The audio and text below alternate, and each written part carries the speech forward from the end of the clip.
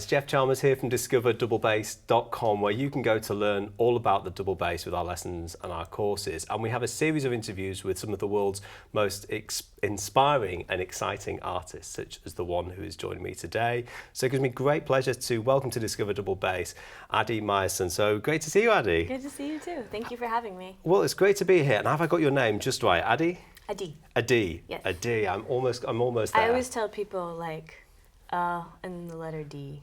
So a D flat. A D. If we're in music land. I've got it. Well, listen, I'm really excited to talk to you about many things today, but let's get started right at the beginning and your origin story with the double bass, because you're from Israel, and what is going on over there in terms of the double bass? Because there's so many incredible artists who. I don't know, something in the water. Yeah, like when did you get into? Just kidding.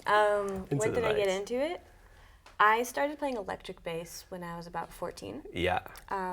I went to an art school that goes from like 7th to 12th grade, so I got accepted in visual art. Yeah. And then kind of started hanging out like in the music department, and they didn't have a bass player, so I was like, let me try this. Seems fun. And then played electric bass, and then around 17, towards my senior year, I was given some jazz records, some Sonny Rollins records. Really? Yeah. Do you remember which ones they were? Saxophone Closes and Oh, Four wow. and More were like the two prominent ones, and a couple Miles Davis, but I think specifically those Sonny Rollins records are like the ones that really, really like influenced me to try to find that sound. And I realized I can't quite get that sound from the electric bass, that feeling I was looking for. So when I graduated high school when I was 18, I started double bass.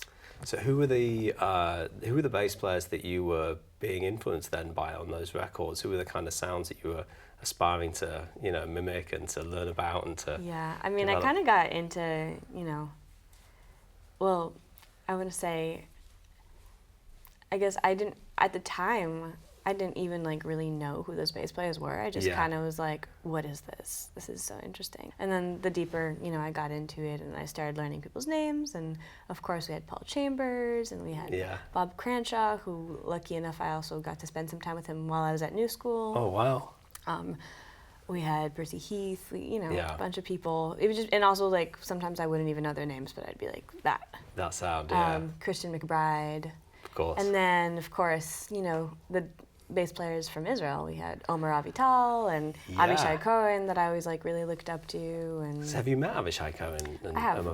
One time, a long time ago. But we recently, we kind of chatted online once, and we were like, we should meet. Because, I've been a huge fan of you for a long time. Tell us about the Israeli bass scene then, because I'm thinking of other players. Adam Ben Ezra. Ben Ezra. I've actually never met Adam Ben Ezra. Haven't you? No, I haven't met him. He's a cool guy. I kind of moved to New York around the time where he was like starting to blow up, and he seems so cool. Big fan of him. Gilad Abro was another teacher of mine who I love. He's amazing. Israeli bass scene.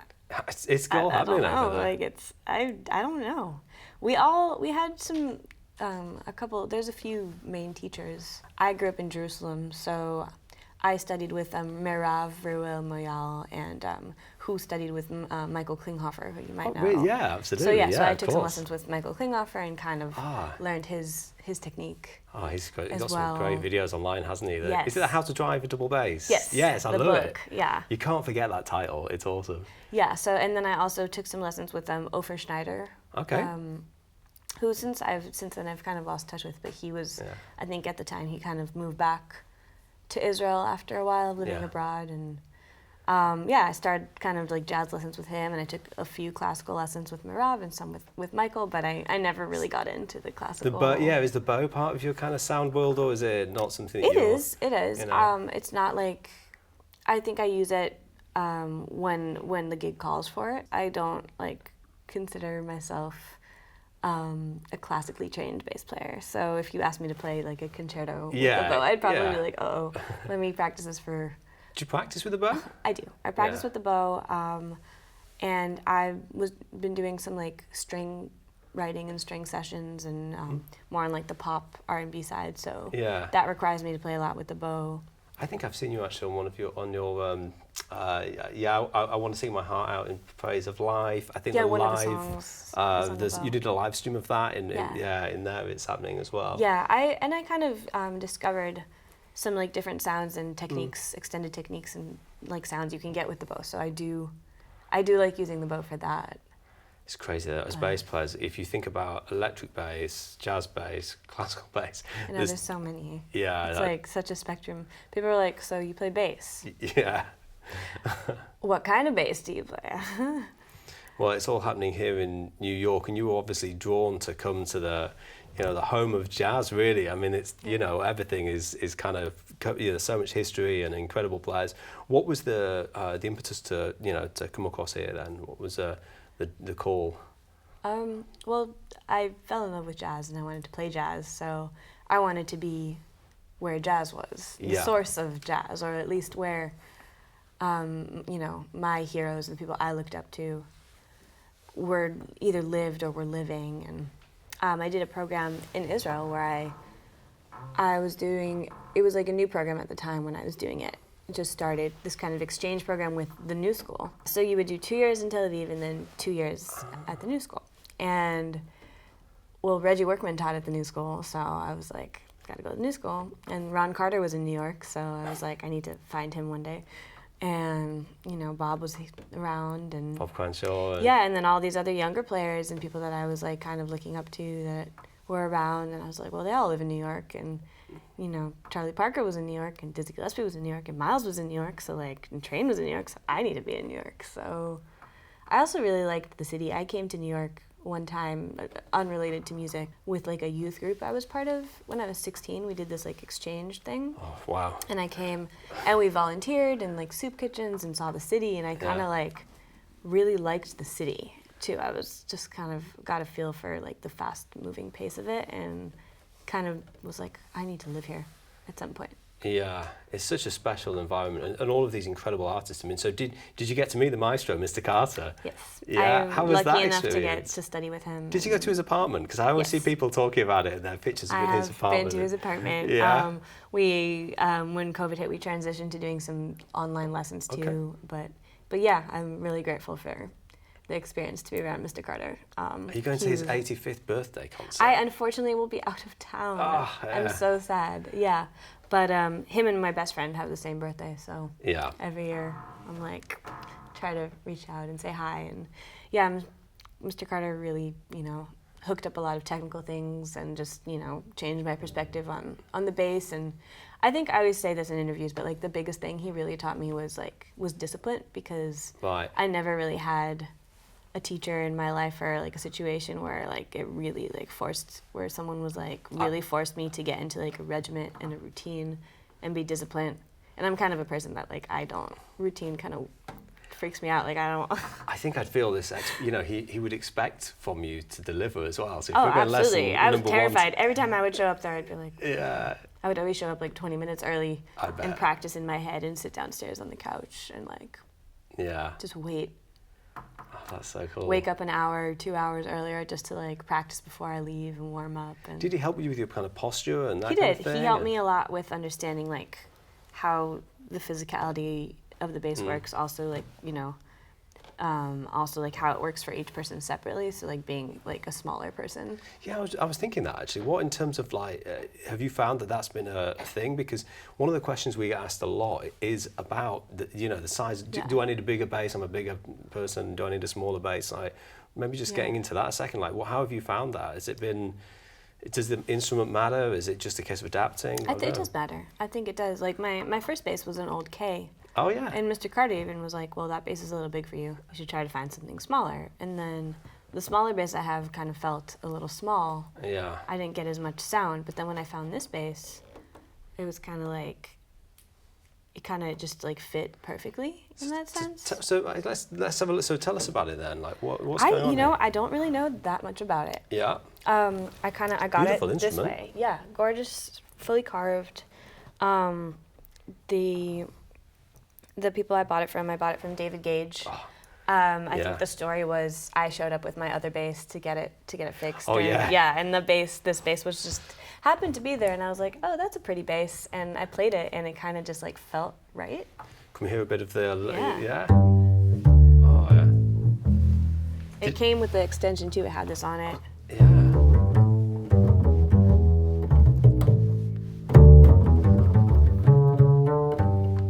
Sounds great. It's really resonant and it rich is. sound. It's like dark but not too dark, and the string length is the scale is like a bit shorter than I think my first bass and some other basses that I've played. So it feels really comfortable for my hand, but it still doesn't feel like I'm like sacrificing any sound. It does look slightly. I wonder if it's slightly smaller in the top shoulders. It I don't might know. be. I don't know. There's something about it. I think maybe it's I'm just not the string. sure. Maybe it's just the string length is slightly shorter. And But just, you kind of just have to find the instrument that feels right for you. But now, like going back and playing a 5/8, not a 5/8, 7/8. Yeah, 7/8 bass, or like a bigger bass. Kind of, I'm like, wow, I really don't need to work this hard. Yeah. It's. And you've got like, it beautifully especially when I'm set playing up like up here, I have to really stretch, and it makes it harder. Like versus playing something like this. And I've also talked to people. Some of my, other friends that are taller than me have bigger hands than me, and even they're like, I don't want to play such a big bass. Yeah, I don't want to carry such a big bass around New York City. And like, No, this is absolutely perfect. Can we hear the extension open? Yeah. What does it sound like with you got a low C or something going on? Low C. Yeah. I kind of want to put like a few different ones. Oh yeah, the gates on. Because you can't really get it's hard to get the actual pitches. I think the gates are really good when you've got something like you can just kind of switch into E flat or something, and then but then of course you've got to remember which one you're on, and things can get like a little hairy. I like using it though, every once in a while on a gig I'll like pop it in the middle of the gig, and people always like look back, or if I'm doing like a little bass cadenza or something, it adds a little extra something. I don't know. And the other players, I've just got some notes here I was looking at earlier. So Reggie Workman, Bob Cranshaw. Mm-hmm. Did you take lessons with those guys as well? I took lessons with Bob. Oh, wow. I loved Bob. What a cool player. Yeah. I miss Bob a lot. Yeah. He was such a sweetheart. And Bob, my lessons with Bob were less technical, I would say. They were more, we would just kind of like, I would get a trio together and we would play for him, and we would just talk about the music. From like just like his experience. He would tell us stories and talk about just like feeling and groove. And I think the biggest thing I learned from Bob was like Bob just was like a joyful person. He just loved playing music so much, and just like on a professional level, just everything he would just do with joy, and he just wanted to give and share his love for music and share his knowledge, and that attitude was like something that I remembered. The bass world is full of some really cool people, isn't it? It really is, and I think those kind of messages are so important. And there was something else that was a bit different as well. We were chatting just beforehand, and you have synesthesia. Yeah. So could you explain to us what that is? And it's a really interesting subject. Go on, tell us a bit about it. Yeah, I kind of like, I guess it manifests differently with every person, but basically the term is like a mixture of senses. So a good book to read about it is Oliver Sacks's book. Okay. It's called Musicophilia, and there's a big chapter in that talks about like synesthesia and how it can like manifest in different ways. So some people I see colors when I hear notes. It's a little bit more visual for me, so it translates into like the notes on paper, and the notes like letters in different languages. So is it that if you imagine the notes, what colour is the note C? I don't know. Like C is kind of like a bluish grey for me. It's kind of like this color. And what if it was like slightly out of tune or something, or is it that specific, or is it just more? For me, it isn't. I don't have perfect pitch, but I know I have talked to like other musicians that I know have synesthesia that have perfect pitch, and like for them it's a little different. So that's crazy. It kind of just manifests differently for different people. So for me, it's more like a color. I like when I look at a piece of paper, I know that it's like black ink on white paper, but I also kind of like see this like hovering. If you look at the note C on the it registers something else. I don't know. I can't. It's very hard to explain. Like, but it's kind of like, think of like a hovering like holograph of color. Wow. But yeah, it kind of manifests in different ways, and I can at this point my ears are developed enough like I think it's always been in there, but like I really say, have do you to think- tune into it subconsciously, like when I'm listening to music and it sounds a little orange, and then I'll like. But did you kind of think that when you were younger? Do you think? Oh yeah, I had it my whole life. You but knew I just, that it was there. No, I didn't know. I knew it was there, but I thought everybody was like that. Yeah. Until like, I think I was like 19 or something, and I said something in front of my professor in a classroom, and everyone looked at me like, "What?" That's not. Yeah. And then I realized, So cool. I'm not the only like. Yeah. Yeah, like I remember thinking days of the week had colors, like Hebrew letters because I'm from Israel, and English letters and notes and like everything. It just was like a thing, and I never thought about it. I love it. I heard on the radio a program about this once, and or a similar kind of discussion about things like this, and people not being aware of certain things. And there was someone who was saying that they saw letters or words as they spoke them, and that they would have like a visual sense. It was kind of almost like subtitles, almost. Yeah. And there was this discussion. I know it's a slightly different off topic, but I love the fact that they didn't realise, and then you discover That's this cool. thing. I mean, it might be kind of the same like rewiring, I guess. Something. I mean, after I kind of learned about it and did some research about it, I realized like it can also manifest in different ways. Like some people, it doesn't have to only be music. Yeah. But with some people, they hear music and they get a taste in their mouth. Like those two crossing of senses. I've heard of that as well. Yeah. Yeah. Smell. It's just kind of like when the wires in your brain go a little. I love it. Do you think it has impacted your composition? Because that's a big part of your, your musical world. Well, maybe talk to us a little bit about that. How did the composition come into your life, and how does the process look like for you? Yeah, I think it was always kind of something that was interesting to me, but over the last few years and going back to school, to Manhattan School of Music to do my master's, and kind of that being like a composition heavy program. I mean, I always wanted to write music, and after writing my first album, I kind of was like, oh, this is something I like to do, and I'm getting affirmations from the outside world that it's something that I am good at. Yeah. So I was like, oh, this is cool. So I started getting a little deeper into it when I was at Manhattan School of Music, and kind of coming to terms with the fact that, like, yes, I'm a bass player, but I'm also my sense of self as like an artist in full, also being a composer and like a writer is like part of that. And it's not, I might, some people just want to play the bass, and that's great, but I think my voice as an artist comes out through the pen as well. And I was like something that I, just been coming to acknowledge and embrace, and the more I acknowledge it and embrace, the more I get to do it, and I love it, cool. And I, can express myself fully through that. And being in school and doing that, like, you start learning different kinds of techniques. And were you studying with Dave Liebman? Did I see earlier?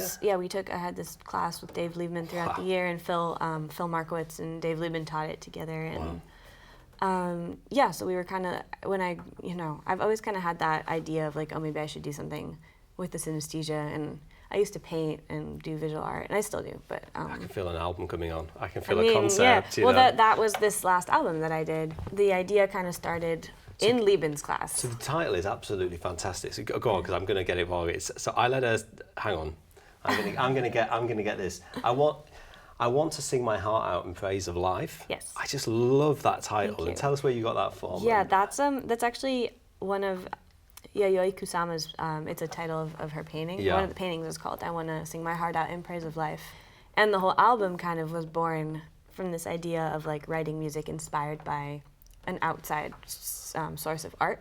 And I like when I saw her art for the first time in 2017, I think it was.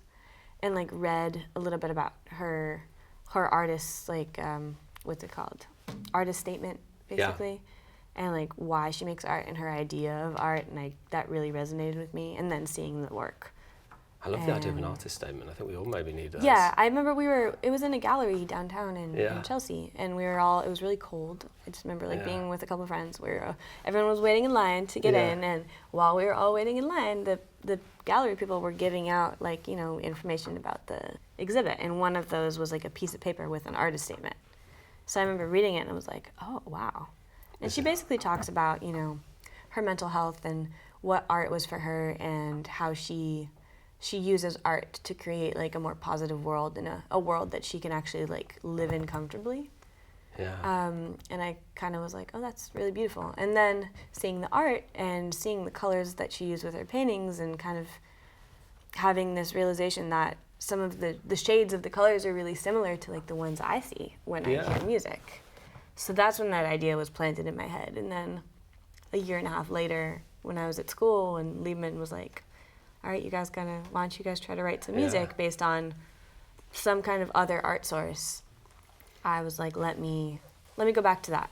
And then I used the synesthesia kind of as a composition technique to like pull pitch material from the paintings, I guess. Like if a painting, there's one of them, the Kabucha, one of the songs that I wrote is called Kabucha, and it's that one's, I kind of used a poem that she was reciting. I like kind of used the rhythms that I was hearing in Japanese, and like that was the base of it. And then it's based off of like a room, a yellow and black room that's like it has a giant pumpkin in the middle. Yeah, I've seen the picture of that this morning. And actually, for me, E is yellow. So then I kind of was like, let me use E as like my guiding pitch. So I kind of use that in a lot of songs, and some of them kind of stray off from that to tell the story of the concept. But I kind of was like, let me try to use this instead of just kind of have this thing and use it as a way to like source new sounds and new materials and new ideas that maybe like wouldn't have just come to me. So what's next on the composition, part of your life? You were talking to me earlier on about the next album. Like, what have you got in mind? Yeah, or can you share that? I don't know. Yeah, absolutely. So, I mean, I Want to Sing My Heart Out came out not even a year ago, so I'm still very much dealing with like playing shows with that album. Yeah. But I've always wanted to do like a chordless trio project, maybe with saxophone and bass and drums, and I kind of started writing some new music for that, and gonna start workshopping that. And I've always wanted. I also love writing songs, and I love like lyrics and words, and I've kind of been like, I guess I've incorporated that in both of my last albums, which has been cool. So I would love to kind of find a way to maybe incorporate some like spoken word, poetry, rap, something that has to do with words and lyrics, but isn't necessarily like a song. Maybe recorded or like pre-recorded, or would it be? Or I don't know. Yeah. We'll see. See what the medium. I guess we'll see how it develops because it's really in its early stages. I love the cordless right now. The cordless trio. Yeah, it gives me so much freedom, and like I'm interested in kind of that kind of playing where you're developing ideas based on like melody and rhythm and harmony, but like the harmony is kind of like you can't hear it even that it's there. I really love the. I mean, it doesn't fit in perfectly because it's piano, voice, and sax. But there's a Larry Grenadier album with his wife Rebecca Martin, where there's big sections of it. You just got bass and then bits of sax happening, and I just love that kind of the harmonic kind of possibilities that presents. Yeah, I would love to check that out.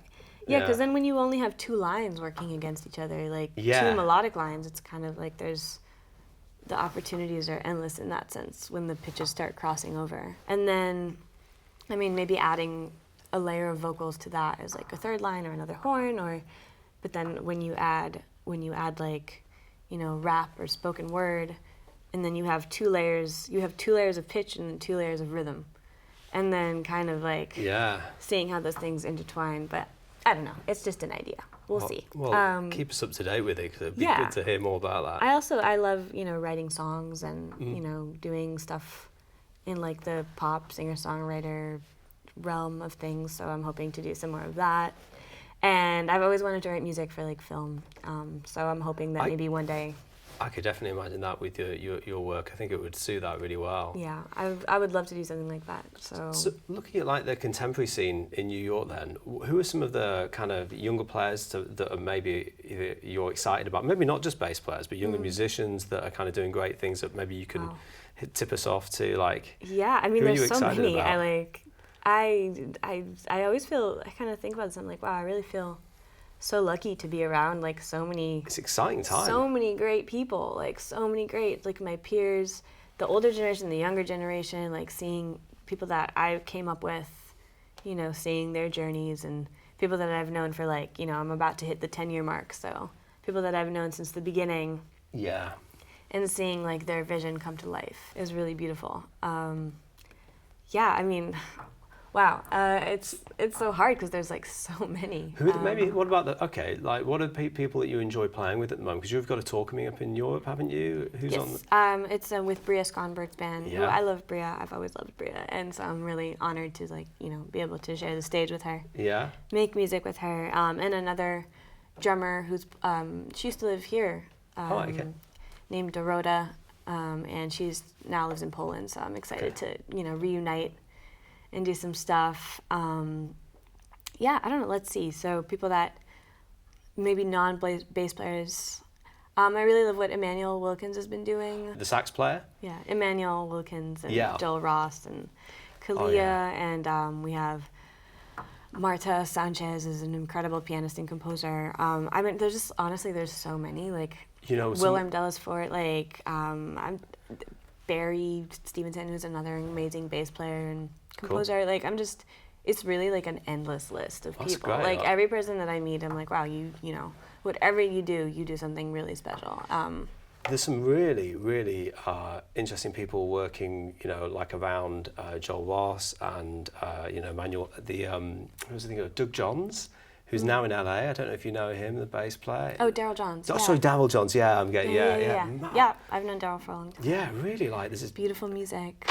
Yeah. I mean, and then you have like people like my friend Martina, who we were talking about Martina earlier. De Silva. Martina De Silva doing amazing things, like, bandmates. Yeah. Doing like, that haven't put out albums yet, but are like working towards projects. Like my friend Mike King, and then Melissa Aldana has been doing some great things, and seeing some friends that I've known for a long time go along that journey with her. Like all these, I don't know. It's hard to really like this list. I can go on for hours. I really can go on for hours, and I feel bad because there's so many people I haven't even mentioned their names. I've kind of put you on the spot there, Adi. That's okay. The thing. But I love you all. I love everybody. It's great because there's just such an exciting feeling, I think, at the moment, and there's so much cool music, and it's great to hear people like yourself that putting yourselves out there and also pushing forward with your composition. I think it's a really cool time. So, yeah, where can people go to learn more about your music? Where's a good space to find you online?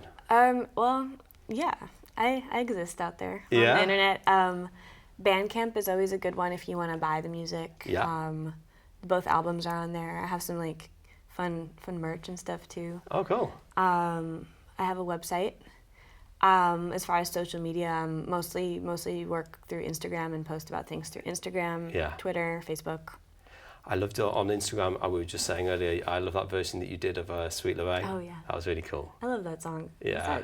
It was on my mind for a couple of days, and I decided to play it. And it's a great thing. I learned it, and then I was talking to my friend, and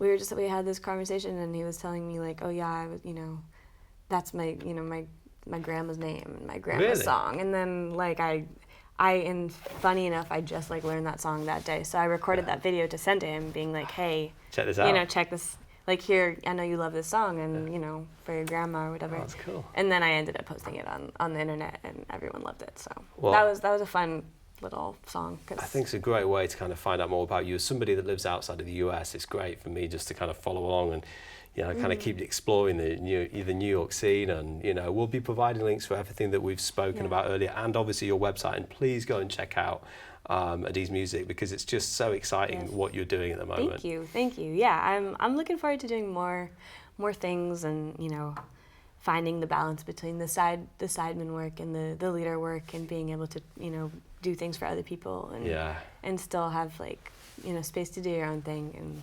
I'm excited for everything. I'm just happy to be playing music. I don't even know. Just playing music and want to be out there. Oh, that's awesome. Sharing it with the crowd. Will you maybe play a little bit first? We might have to just reset, but I think what we're going to do is cut away, and we'll hear maybe a little bit of your performance. So thank you so much for joining us at home. If you've enjoyed this, please, go and check out Adi's website and all of the links that we've provided below. Learn about incredible music, and we're going to hear some of that now. So thanks so much for joining me. Thank you for having me. This has been great. Cool.